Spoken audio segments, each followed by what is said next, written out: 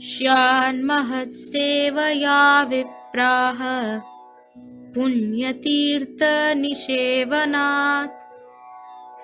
O twice born sages, by serving those devotees who are completely freed from all vice, great service is done. By such service, one gains affinity for hearing the messages of Vasudeva.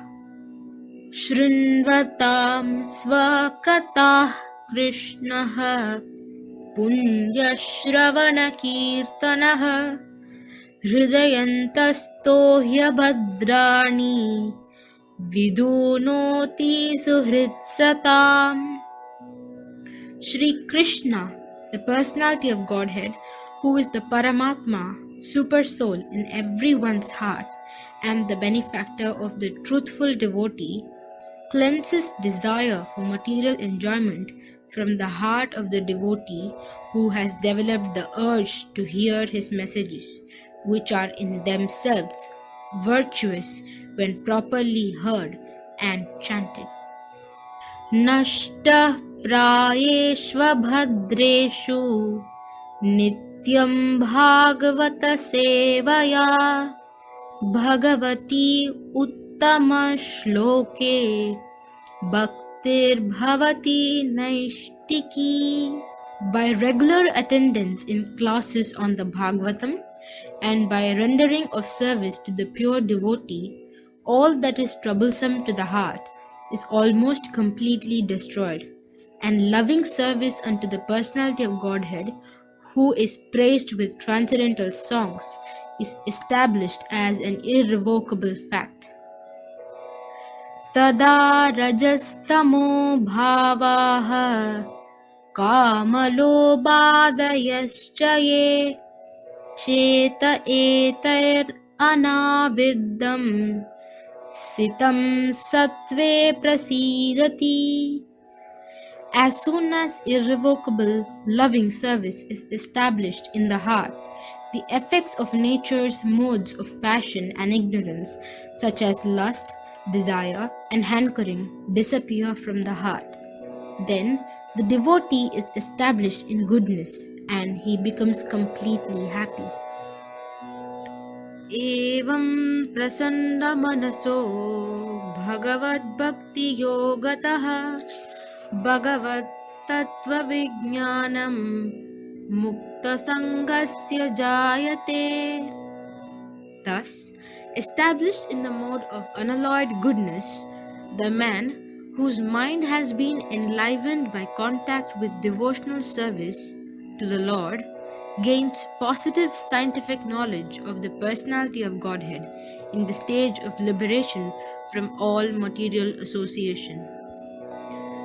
Vidyate hridaya grantish chidyante sarva samshayah kshiyante chasya karmani drishta evatmanishvare.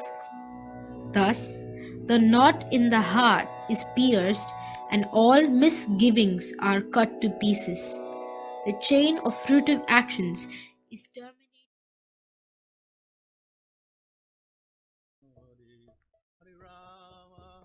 Hare Rama, Rama Rama, Hare Hare, Hare Krishna.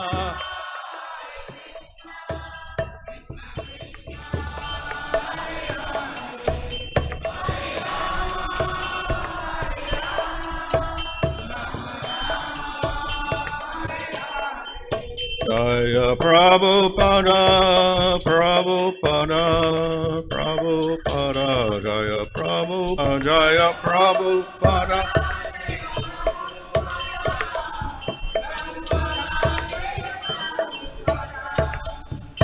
Jaya Vishma Paramahansa Svavraj Kacharya Sadasi Svedesi Bhaktivedanta Samsara Prabhupada Ki Jai Amacharya Haridas Thakur Ki Jai Brahmskaho Sri Krishna Chaitanya Prabhu Nityananda, Sri Advaita Gadadhar, Shri Gaur Bhaktivinoda Ki Jai, Sri Radha Krishna, Gova Gopida, Shama Kunda, Radhika, Giri Govardhan Ki Jai, Shri Vrindavan Dham Ki Jai, Navadvip Dham Ki Jai, Gang Jamuna Tulsi, Bhakti Devi Ki Jai, Ananda Koti Vaishnava Vrinda Ki Jai, Samavetta Bhaktivinoda Ki Jai. Go Premanandi. All glories to the assembled devotees. All glories to the assembled devotees.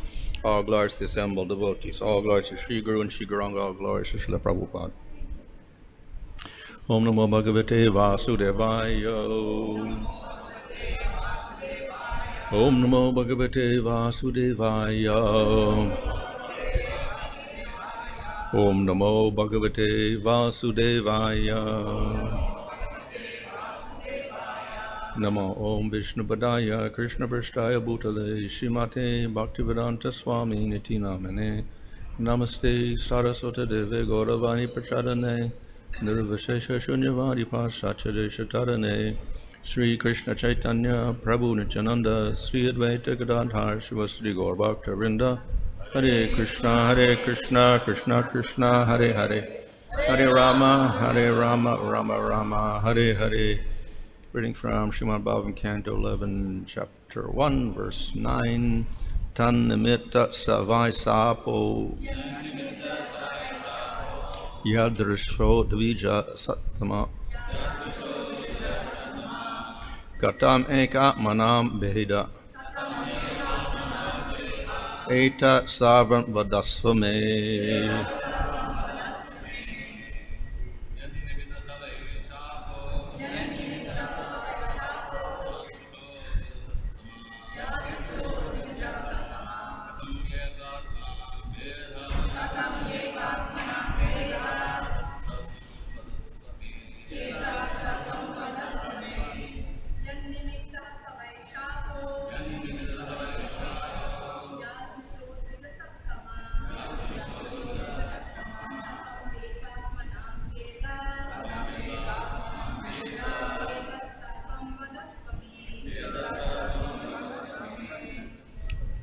Yannamitta, arising by what cause?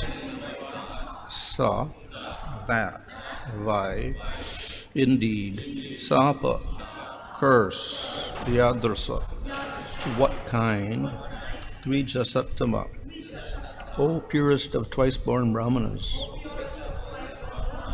katam, how, ekatmanam, of those who shared the same soul.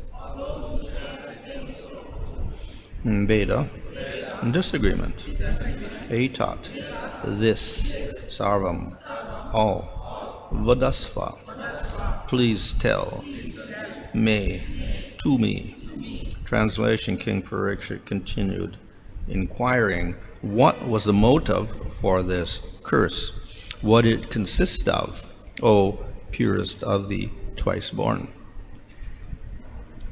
And how could such a disagreement have arisen among the Yadus who all shared the same goal of life? Please tell me all these things. Purport, ekatmana means that the Yadus all shared the same opinion, namely that Krishna, the Supreme Personality of Godhead, was the goal of their life. Therefore, Parikshit Maharaj could not see any obvious reason for such a destructive quarrel among the members of the Yadu dynasty, and he was anxious to know the actual cause. King Parikshit continued inquiring what was the motive for this curse, what did it consist of, O purest of the twice born? And how could such a disagreement have arisen among the Yadus who all shared the same goal of life? Please tell me all these things. So the reason for King Parikshit's doubt is given here. Of course, in the previous verse also, he was asking these questions, but here the real doubt arises because of the nature of the Yadus. So they are described as ekatmanam, those whose very soul was only Krishna. They lived for only Krishna. In other words, they were devotees on the highest level. And they always thought of Krishna alone and none of their own self-interests. So how could this whole event happen? That means the curse and then the quarrel among the yadus. So the intention here is to show that those who are devotees of the Lord are free from the influence of material energy. And thus, whatever problems we see in this material world, such as cursing and quarrels and fighting and disagreements, should never arise among the devotees, especially those devotees who are on the highest level. So the yadus were on the highest level, so how is it possible for them to have ended up quarreling with each other and fighting and ultimately killing each other? So in the material world, we have this situation very similar to what happened to the yadus. Usually people are described, the jivas are described as having separate mentality. Everyone thinks of themselves as separate. They're separate from Krishna, and they're separate from each other. So this is the consciousness of the jivas in the material world. In other words, each jiva regards himself as an independent living entity. This is the nature of material consciousness and ignorance, a sense of independence and separation from everything else, no dependence on anything else. So under avidya, this type of consciousness arises, and it takes the form of ahankara, where the jiva identifies with the material body, which is very limiting. If he's simply an Atma, then he's not confined to material time and space so much, but when he's got a material body, definitely it has limits of time and space, etc. So the jiva identifies with the material body. Of course, he also has a subtle body, which is also material, but of a finer nature, and he also identifies with that. So the jiva is covered by two bodies, the subtle body and the gross body, and these create a limitation on the jiva. So the jiva completely identifies with his material emotions through the subtle body, and then with the material body. So he thinks of himself in terms of his birth, or his family, or his country, etc. So this is the beginning stage of a jiva's material consciousness. Then he begins to desire to enjoy in that body. So to do that, he has to do activities.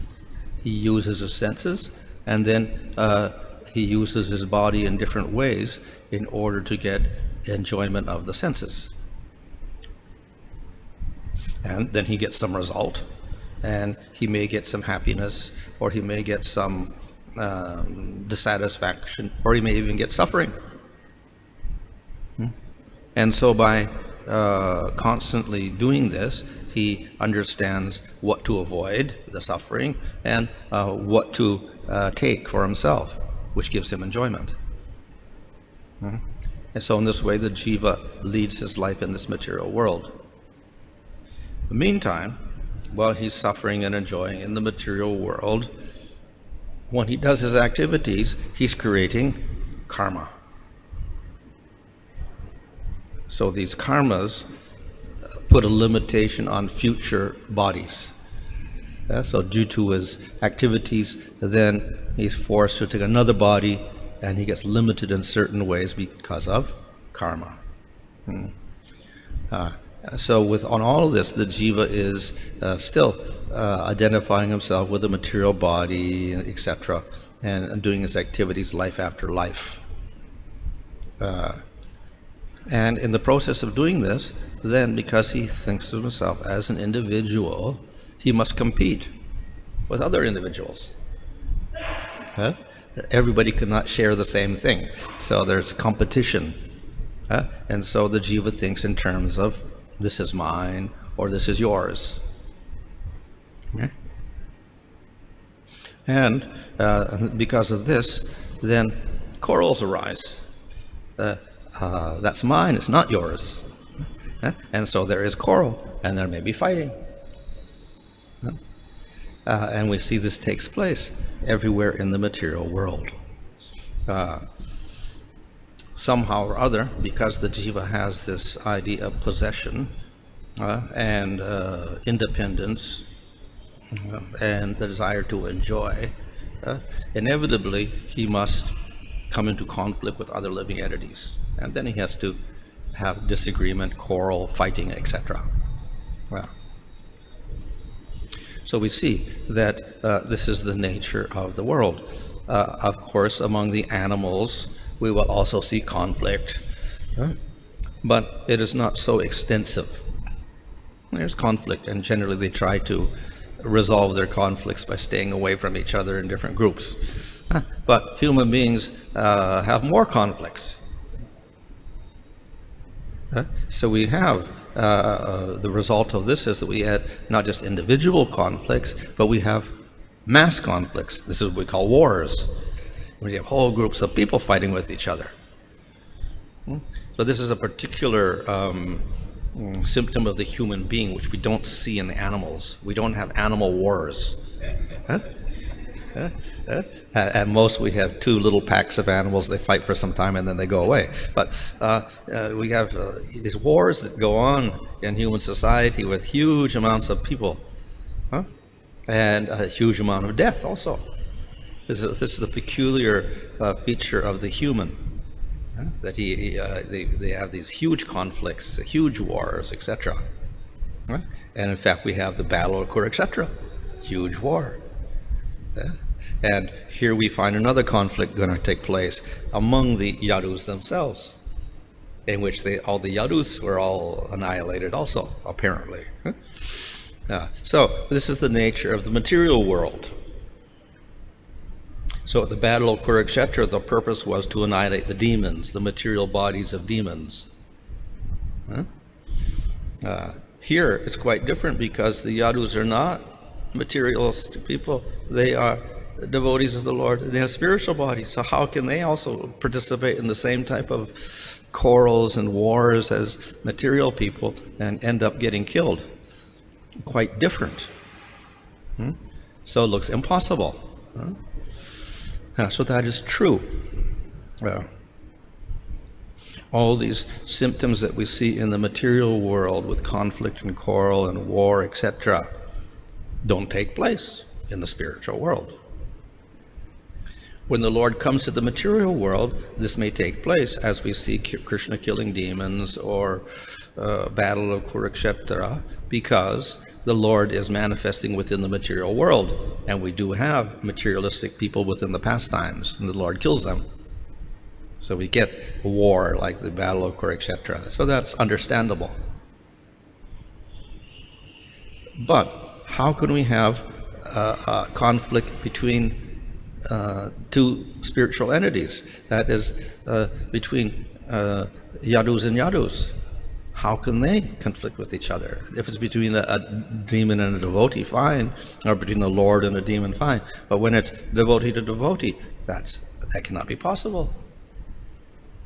It's only between materialist and materialist, or Krishna and demon, like that. But not between devotee and devotee. Very peculiar. Of course, we find in the spiritual world there is something similar, but not exactly the same, where we do have some sort of conflict, but that's within rasa itself, where we have devotees in conflict with devotees, but it is not real conflict. Right? So we'll have devotee fighting with devotee, but it is only playing. For instance, they will wrestle, or they will have games, ball games or whatever like this, and so they're competing with each other this way. So that's the extent of their competition and conflict or whatever. So it's only play. Huh? But here it looks like it's not play, because the yadus kill each other. Quite different. Huh? So it looks very similar to the material world. Huh? Therefore, it looks impossible. How can this happen with the yadus? So that is true. The conflicts that we see and what looks like a material conflict cannot actually take place among those who are devotees of the Lord, especially those who are close to the Lord and those who have spiritual bodies. They can never do this. Why? Because Eka Atma. Everybody has Krishna as their final goal. So there should be no conflict. Everybody's a devotee of the Lord. So the only competition is in serving, that's all. But it is not in the sense of taking something for oneself. Material conflict is based on, I want this for myself. But that does not take place here, because nobody wants anything for themselves. Everything is for Krishna. Everything is for Krishna's service. So therefore they cannot compete with each other in the same way, with hostility, because they have no attachment for anything for themselves. Everybody only has attachment for Krishna. So that is their outstanding quality. So no possibility of material conflict taking place among these individuals because of their complete dedication to the Supreme Lord. Of course, we find within rasa itself that sometimes that competition takes the form of envy among the gopis. So one gopi is envious of the other gopi, etc. So that type of envy exists, particularly within Madhurya rasa. But that is also not long-lived. It is short-lived again, and it disappears. It is only an aspect of, we can say, it's a vyabhachari bhava, temporary emotion that manifests and disappears, and it adds color to the rasa. But here we see something quite different. We find this quarrel taking place, and then they fight with each other and they kill each other until there's nobody left. Quite astonishing. So this is something which is part of the material world. We'll find conflicts like this in the material world where everybody fights and everybody dies. So here we find a similar situation. How can it take place? And the answer is, it cannot take place. Because they are ekatma. Everybody has Krishna as their goal of service. So there should be no conflict. And there should be no fault. And there should be no curse. Because even if people curse them, the curse should have no effect. So, this is an impossibility to actually happen. And thus, the explanation is that this was the Lord's arrangement, as was previously explained. The Lord contemplated, and then he made this particular arrangement for his pastimes. Therefore, we cannot project material faults and material qualities upon the yadus at all. It's all Krishna's arrangement only. Just as when Brahma steals the calves and cowherd boys, then it looks like offense, aparad, in one sense, because he is interfering with Krishna's pastimes. But then it's explained that the Lord promised Brahma that he would never be bewildered at all within his whole lifetime. So then how could he do that? And the answer is, the Lord did this for his pastimes. So therefore, we could not criticize Brahma and put him at fault. So similarly, it's also explained that even the devatas, they look faulty. So we have Indra fighting with Krishna, pouring rain on Vrindavan, harassing the devotees. So he looks quite evil in one sense, like a demon almost. But we also know he's a devotee. He's been appointed by the Supreme Lord. So these are the devatas are types of devotees who are assigned certain roles in the material world because of their devotion to the Lord. And they're in Sattva Gun. They're in a higher planetary system, not the Earth planet. How they can get bewildered like this and start fighting with Krishna looks impossible. So again, explanation is ultimately we should not blame the devatas for their mistakes. Also, arrangement of the Lord is there for certain pastimes. So we shouldn't criticize them as devotees because of these faults. Nevertheless, of course, the lesson we learn from this is we do have to be careful in devotional service, even if we are devotees, that we never fall into this position of committing some sort of aparadha or whatever, because we're jivas, anything can happen. But in these cases, these are arrangements of the Supreme Lord. In fact, we find that these are not the only examples. There's many examples of this, how the Lord bewilders the devotee. So similarly, Parikshit was bewildered to insult the Brahmana and put a snake around his neck. Arjuna was bewildered so that he refused to fight the battle of Kurukshetra at the very beginning. It's all arrangement of the Lord. Therefore, when certain events happen that look material from our point of view, either with the devotees or with the Supreme Lord, that is not so. These are arrangements of the Lord for certain purposes within his pastimes only, and nothing else. So we never attribute fault to the Supreme Lord for any of this.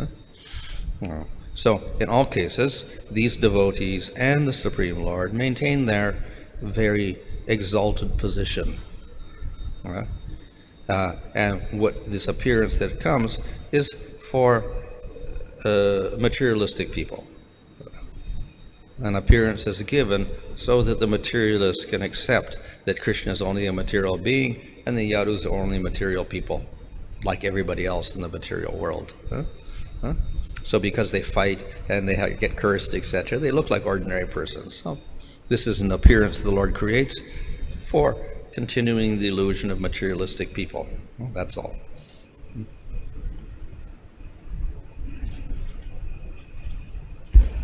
Guru Maharaj, what I ask maybe out of this topic, is there anything called as astral god? What is the purpose of this god? Astral god. What's that? Astral god. The what? I've come across something called as astral god. Astral god. A-S-T-R-A-L god. Astral cord. Oh, well, maybe. It depends on who's speaking. I don't know. But they refer to the connection of the subtle body with the gross body, so to speak, I suppose.